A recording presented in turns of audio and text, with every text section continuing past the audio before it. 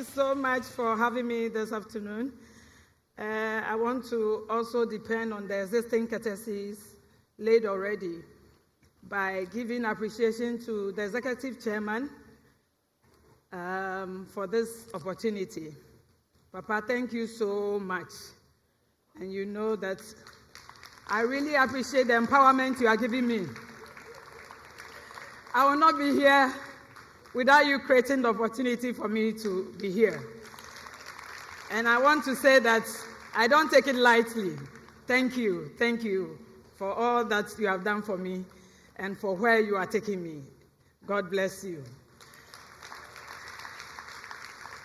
That said, I want to thank all the board members, the executives, management, and the entire staff for having me today, especially the planning committee for this conference, 2024 conference.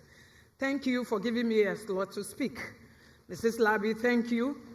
The nuggets you gave us yesterday are invaluable, and we want to tell you that we'll make you proud. We'll work with them and make you proud subsequently. Thank you very much. I want to also thank all Asian African Consortium staff. Can you be outstanding? Oh, please be outstanding and let us appreciate you. Ladies and gentlemen, these are men and women poised to change the narrative of the agricultural sector. They've worked tirelessly for 18 months. It has not been easy. From Reverend Blavo, to Nana Krobia, to Professor Nkansa, to Madam Cynthia Kwate, to Voshuri, to all of you, I can't mention names. We have women, able women, who are equipped to lead every unit within the Asian African Consortium. Madam Fatima Yakubu, she is the lead coordinator for mechanization. Shall we give it to her? She's been on the field incessantly, exhibiting her qualities, and I'm so proud of you. Madam Harriet, the women are making us proud. Thank you so much. Thank you so much. You can have your seats. I want to say that I love you.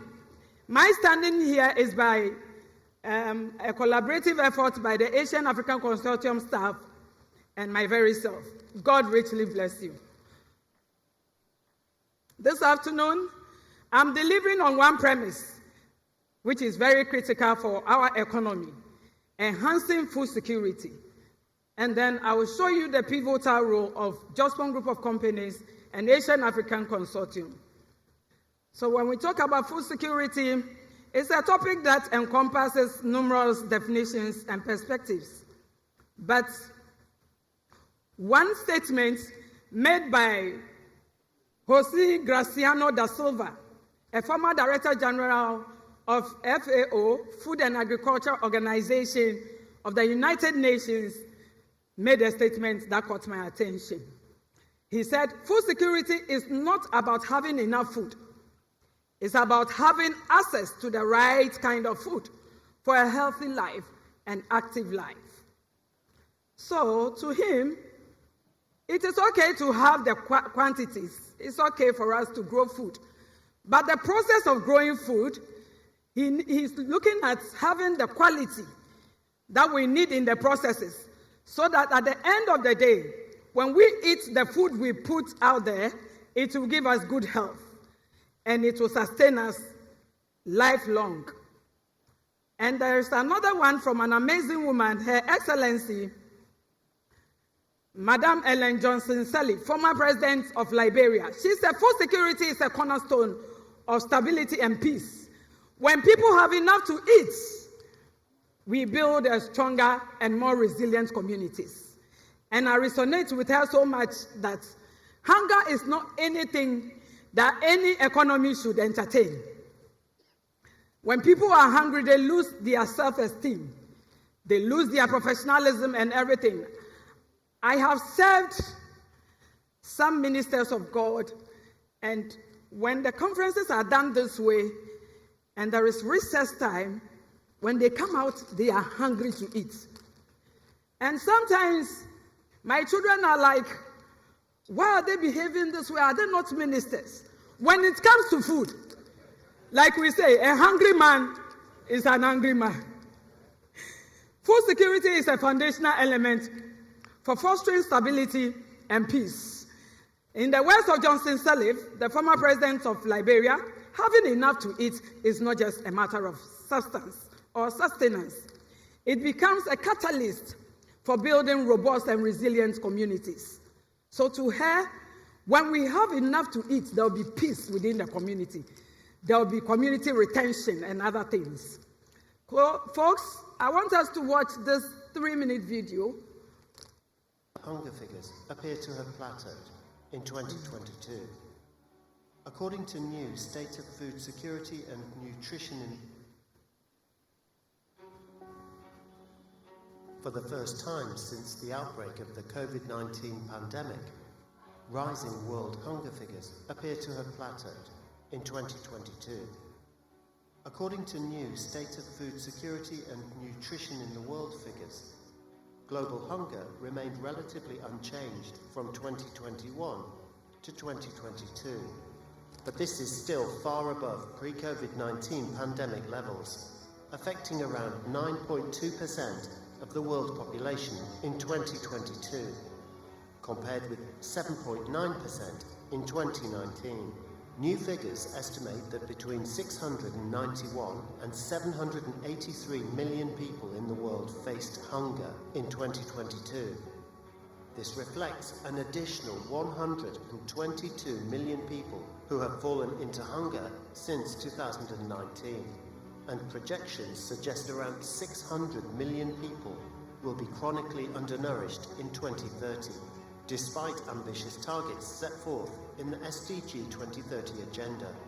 This is about 119 million more than in a scenario in which neither the pandemic nor the war in Ukraine had occurred, and around 23 million more than if 2022 events had not happened.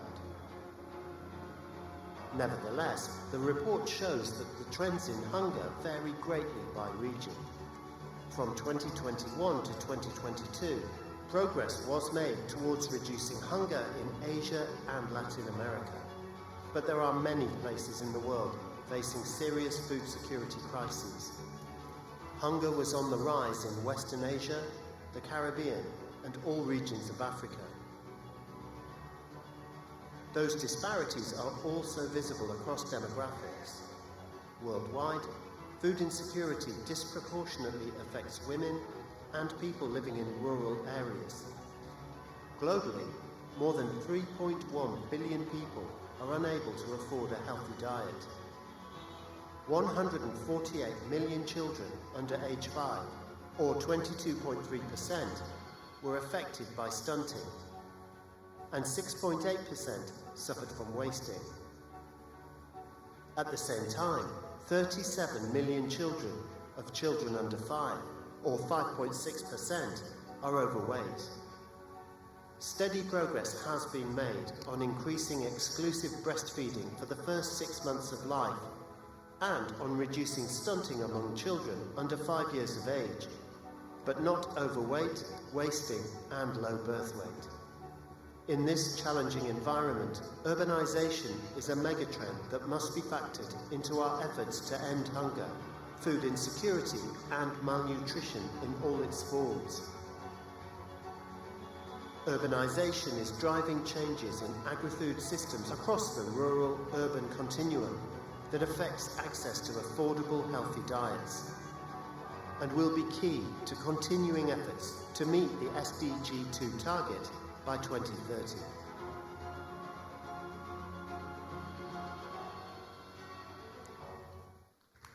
Oh, thank you so much. So we have all heard it for ourselves. The estimates suggested that between 691 and 783 million people experienced hunger in 2022. And despite the Sustainable Development Goal 2, their effort to eradicate hunger within the communities and worldwide, they haven't come far with this agenda. It has been a struggle, especially to end hunger. To them, they said they will end hunger, they will achieve food security and improve nutrition and promote sustainable agriculture. However, we are in 2024. That means the Sustainable Development Goal has 6 more years to elapse. 6 more years to elapse. So from now till then, they cannot do it alone. It has become imperative on all economies to take the challenge up by entering into agriculture and making sure that we are mitigating food insecurity in every community. So you can see that these are global hunger figures. We have 768 million people affected by hunger globally. That was in 2021. It might have increased by now. And then we have 278 million people in Africa. This is where my interest is. So in Africa, we have 278 million. That gives us 20% of the African population facing food security issues. So despite the Millennium Development Goal, they need all hands on deck. We all have to come together to make sure we are entering into agriculture no matter what. And the next slide will show that in Q3 of 2023, the agricultural sector was the main driver of economic growth in Ghana. So this is the local context. We have agriculture contributing significantly to the GDP of Ghana, and it is the most resilient sector. So I was looking at the 3 core sectors that are contributing significantly to GDP, and I came across agriculture, industry, and services. So when you look at agriculture, you can attest to the fact that the economy has demonstrated remarkable resilience. So agriculture is where we all have to enter now. That should be our concentration. And the next slide is telling us that even in the agriculture sector, we have certain areas that we have to invest in.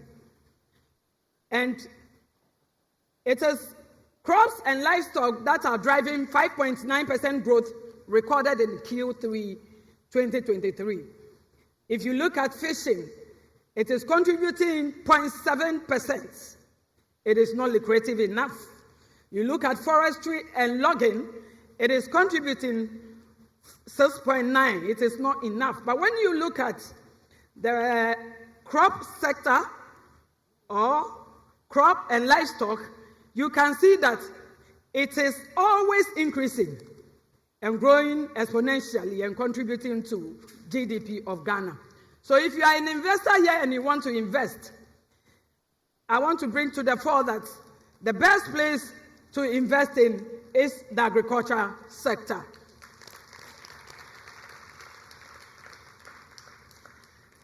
This picture I put there to ignite a certain zeal or passion in you. We can all enter into agriculture. You don't have to wait till you have the huge monies before you enter into agriculture. It could be subsistence, one that you are doing for your family, one that you can sell within the community, so that together we can mitigate food insecurity. So this is a man carrying his hoe to the farm. So whatever implement you have, you can start with whatever appropriate instrument, whatever appropriate implement, whatever appropriate tools you have, you can enter into agriculture. Let's look at historical antecedents over the years by previous governments. So we saw state farms, Operation Feed Yourself, structure adjustment programs, food and agriculture, sector development policy. We saw youth in agriculture program. We saw Ghana commercial agriculture projects. And in all these interventions, much strides were not made by previous governments. So government of Ghana has set a target to become self-sufficient in food production within the next 5 years through the implementation of phase 2, planting for food and jobs, phase 2. We will come to that.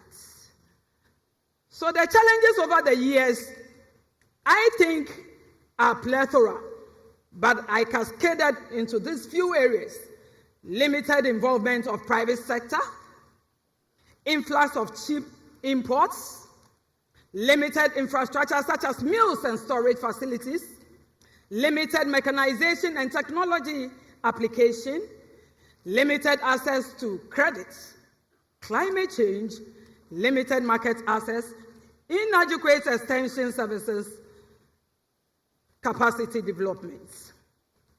So the following are telling us that previous governments, they've done their bit.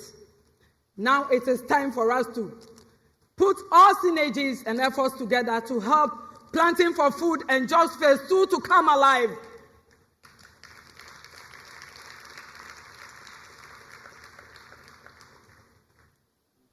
I'm trying to be snappy.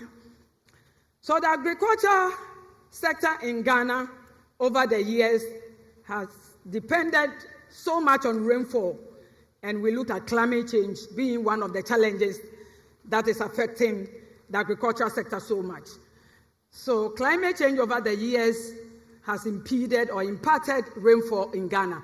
And for us to achieve an adequate annual yield for whatever we plant, there is the need to have adequate water,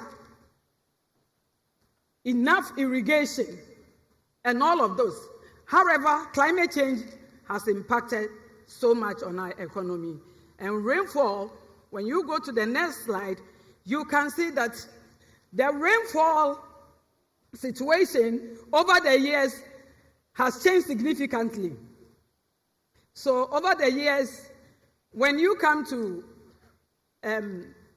when you come to the agriculture sector, you realize that from 2021 till this time, rainfall has dropped significantly. And so you cannot enter into agriculture thinking you can do anything depending on rainfall. It will be a difficulty for you. And so when you are going to agriculture, a lot of factors must be considered, which I think irrigation is key. And we will touch on that briefly. So implication of food security in Ghana. Impact of food security in Ghana. When we are able to make sure that we are economically sufficient in what we grow, there will be sufficient access to healthy food and the promotion of strong and healthy communities. We will also have adequate food availability. We will have enough to eat, and there will be social stability. That way, poverty will be alleviated, and school-going children will perform well. If the processing of the food is done well, the quality of food is put on the table, it will enhance their knowledge, and the future of this nation is assured. Because when children are doing well, then the future has a formidable vision. So, in Asian African Consortium, a subsidiary of Jospong Group of Companies, over the 18 months, we are doing a lot to mitigate food insecurity in Ghana. And I want to let you know that our mandate, or let me touch on our mission. Our mission is to promote food security. So this topic I am speaking on is critical to Asian African Consortium. And we are poised and enthused to make sure that whatever we are bringing on board, we will come a long way in enhancing food security for Ghana ultimately. And also, we are not only promoting food security, we are also promoting environmental stewardship and economic growth in communities we serve. And then our vision, I think with the vision for us to be able to exercise ourselves a bit so that the heavy lunch will not rest so much on us, I want us to go through the vision of Asian African Consortium. It is brief and concise, and you can keep it at the back of your head, so that wherever you go to, you will say a prayer to back us in our vision. So the vision is to be the innovative leader in Africa's agri-food systems. Period. So sweet, concise, very directional. Shall we say it together? To be the innovative leader in Africa's agri-food systems.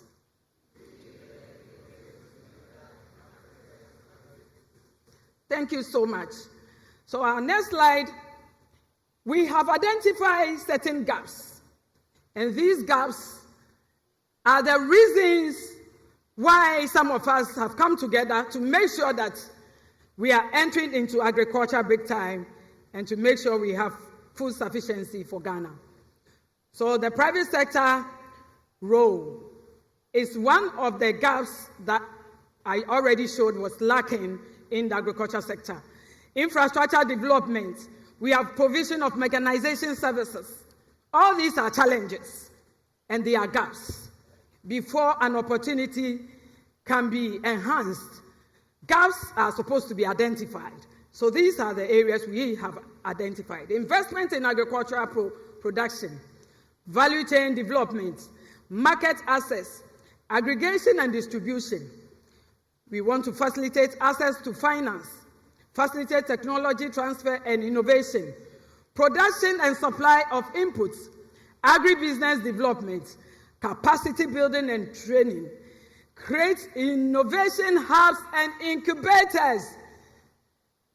Mr. Jima, thank you so much for taking us through innovation hubs this morning. And so I think we can come to you for help when the time is due. And these are interventions that Asian African Consortium we are adhering to in the agriculture sector. We are looking at doing rice production on a large scale, a very large scale. However, we will scale up and we will do maize production, soya bean production, and poultry, livestock. Very lucrative areas.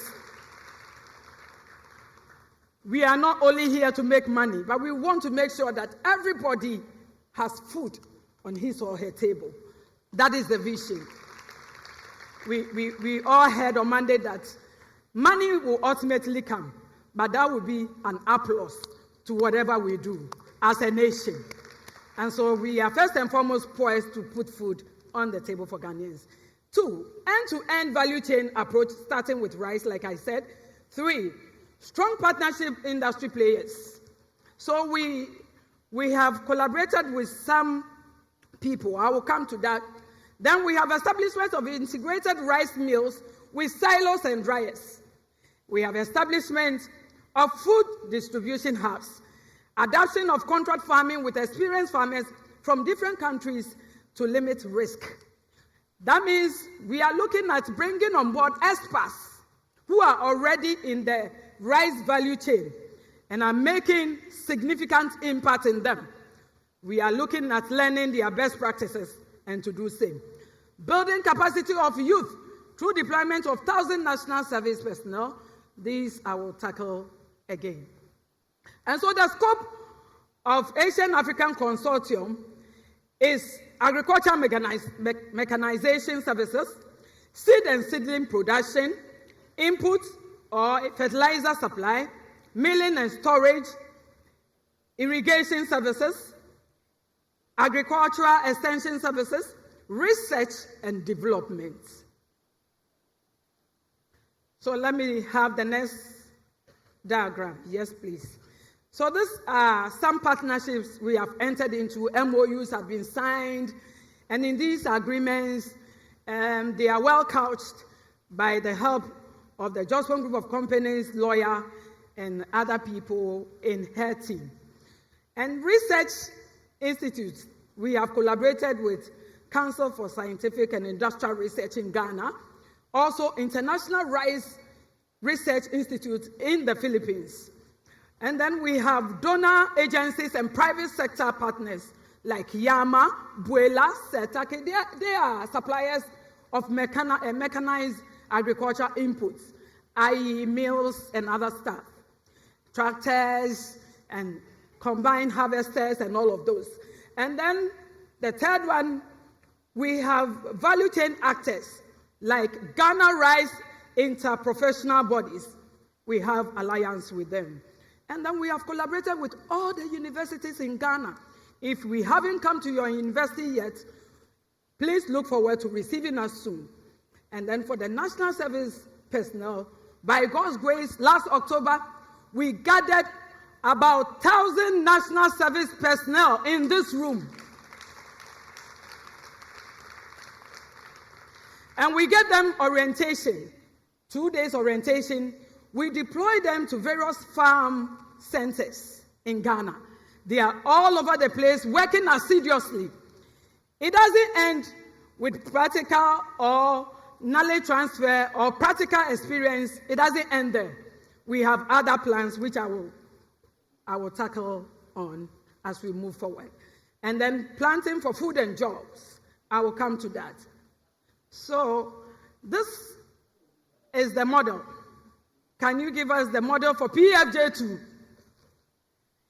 In PFJ2, we are collaborating with the government of Ghana and MOFA to make sure that the challenges we had in PFJ1, according to MOFA and government, the arrangement in PFJ1 was not sustainable. Sustainable in the sense that they were given inputs and other things for free, at the peril or the disadvantage of the Ministry of Food and Agriculture.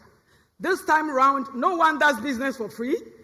They have sat down, given us this model, and they've invited many private owners, other stakeholders to come and join. As a result of that, we have sent expression of interest to them, and they have accepted our expression of interest.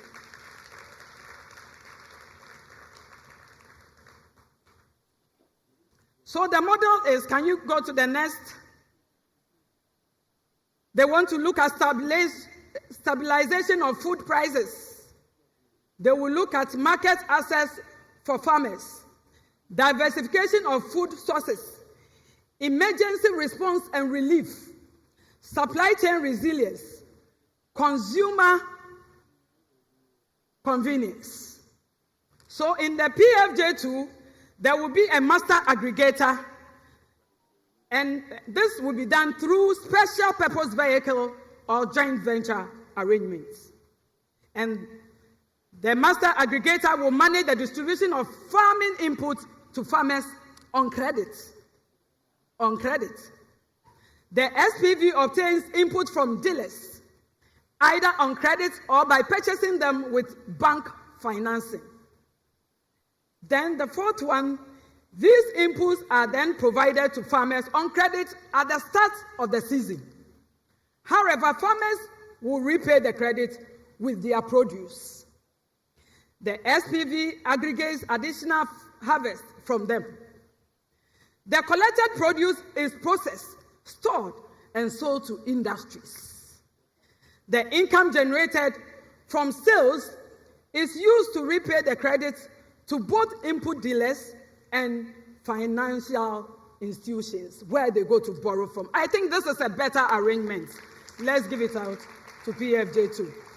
It doesn't end there. PFJ is benefiting, Ministry for Food and Agriculture is benefiting, and aggregators are also going to benefit. And for us, we are so fortunate that we have the aggregator side, AMSEC, the AMSEC leg of the arrangement. We are relinquishing it to Plant Pool because they have the capacity.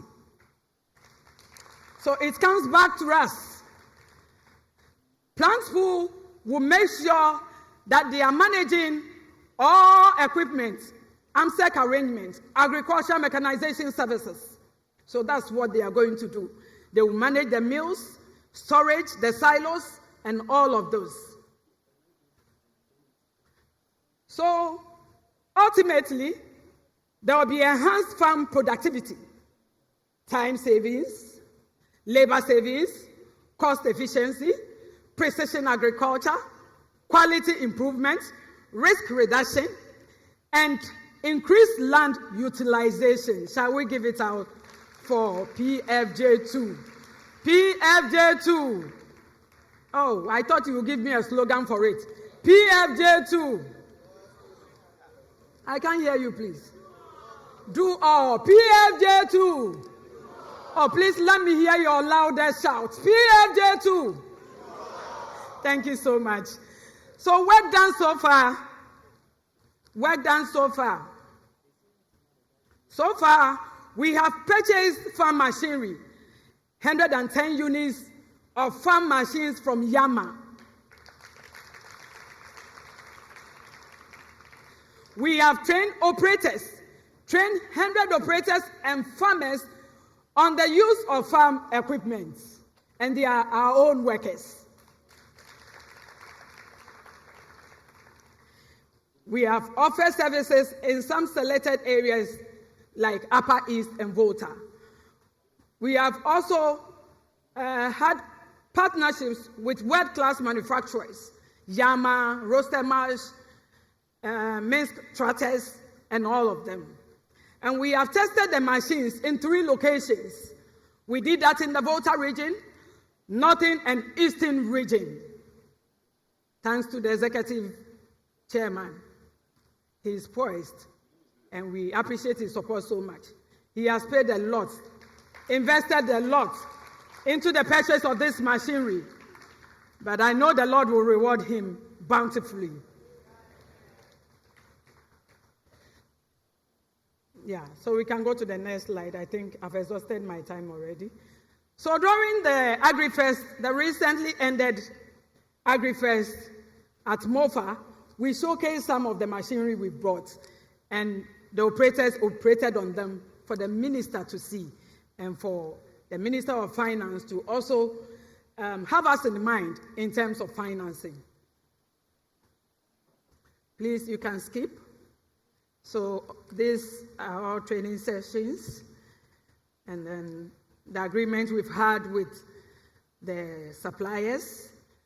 And when it comes to irrigation, we have signed MOU with Samat Irrigation Company in Thailand. So they were here. They've done topography research or survey.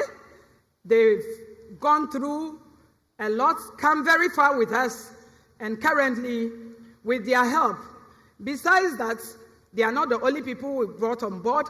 We've invited Russians, we've invited Americans, we've invited Chinese are yet to come, but we've invited Japanese, all of them. They were here, they brought their experts, they've moved to the field, the land banks that we have acquired, the arable lands, and they have assessed, giving us a very comprehensive report as to how to navigate with those projects. So the picture there is Samant. Can we move to fertilizer? When it comes to fertilizer, we have signed an agreement with Glofet to support in the supply of chemical fertilizer for the projects. So we are still talking about partnerships and collaborations. We have invited a lot of people, and every day we receive visitors come all over the world. As we sit here now, our itinerary is full. Visitors are flooding our office. They want to collaborate with us already. This is the doing of the living God. We give him all the praise. Now, let's go to the land banks. By the grace of God, this is our lead coordinator for the land units, Mr. Stephen Darko. He's done extremely well. Is he here? Mr. Darko, are you here? Oh my. We love you so much. The land acquired so far, we have 1,120 hectares in Chopoli and Amida, the economic enclave. And then with the university farms, we have 1,750 hectares. And then the Kpon left bank, which is a low-hanging fruit, We can start today. On the Bond left bank, all arrangements, all lease agreements have been signed, and we are ready to go.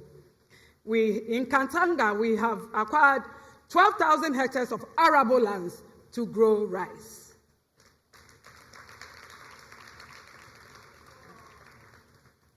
Oh, PFJ2. So in as much as we are supporting the intervention of government and MOFA, we'll do our own nucleus farm. So this arrangement doesn't curtail the plans we have. Thank you so much. Just to bring to the fore the fact that we are poised. So National Service, I have touched on it. Can we move on? They are already deployed. And then these are National Service personnel. They are on the job now. They are there. They are working assiduously. Some are doing packaging, some are farming, some are doing irrigation. In all the end-to-end rice chain, we have made sure that they are deployed in such areas. So that at the end of it all, they will come and help our vision or our objectives. That said, there is a monitoring mechanism going on in our office.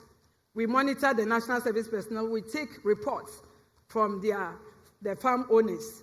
And so those that will show or exhibit competence and show knowledge and show that after all my National Service time here,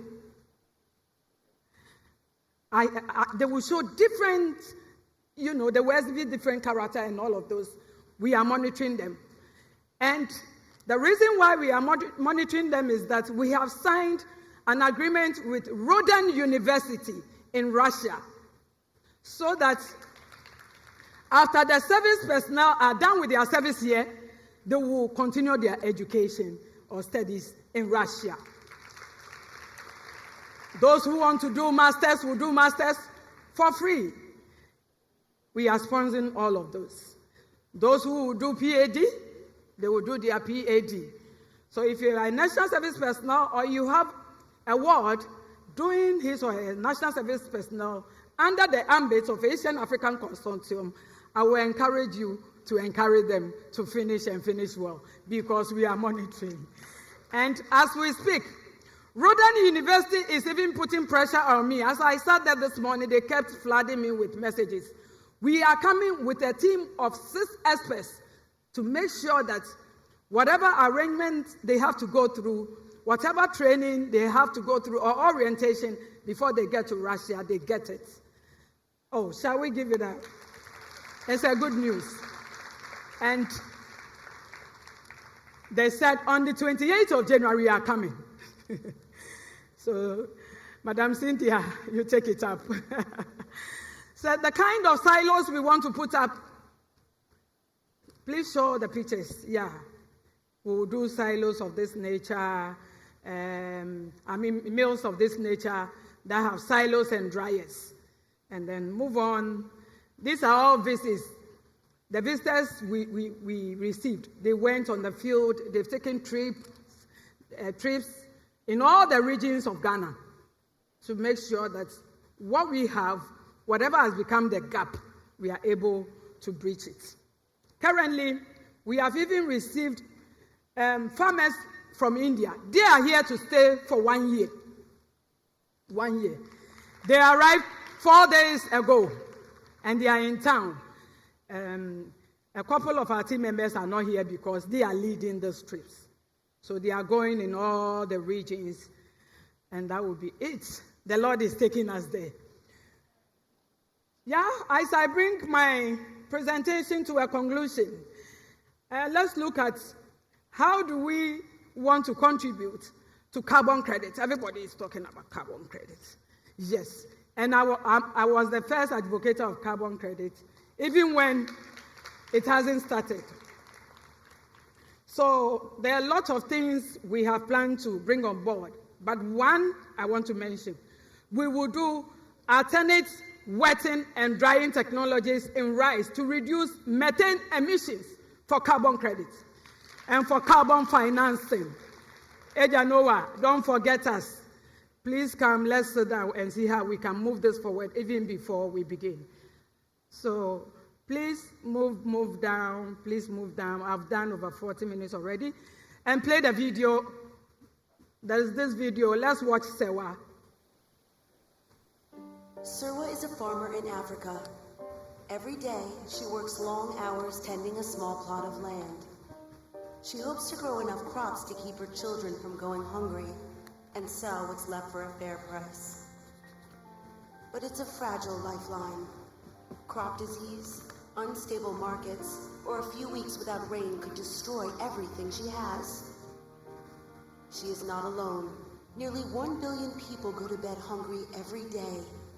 Millions of farmers throughout the world, most of whom are women, are struggling to survive and feed their families because they lack the access to quality seeds, markets, or innovative tools that can maximize their harvests. But these problems can be solved. Interventions like better irrigation systems, improved fertilizers, and disease and drought-resistant seeds can produce larger harvests. Alliances between governments and the private sector can foster real growth, creating new, bustling marketplaces and fueling supply and demand so farmers can sell their products. And education programs on vitamin-rich crops can help farmers provide more nutritious food for their families. By providing women like Serwa with the right tools, access, training, and technology, there could be a 30% increase in global food production. That's 150 million more people who would have enough to eat each year. Tackling hunger anywhere is the responsibility of people everywhere.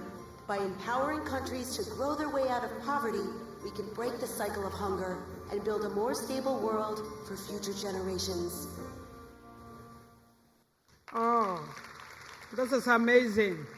So the Sewa video enumerates it all. Crop diseases, market instability, weather uncertainties, and the story never ends. Interventions such as improved irrigation systems, fertilizers, and disease-resistant systems to increase harvest. This is what AAC stands for. And I forgot to mention that we have also collaborated with Nigeria, ECTA, and so we are working hand in hand with them. When it comes to rice production, they have a story to tell. They came from nowhere, and now they are eating their own rice. And so we can learn from them. We can learn the best practices from Nigeria. Currently, they are also coming today, or they are already, or they arrived. The Nigerians are in town to join the Indians so that we can start. So pray with us. I'm optimistic that by Q4, this is Q1, sorry, by Q2, we'll be able to start this project. God bless you. Thank you. Thank you. Thank you. Thank you.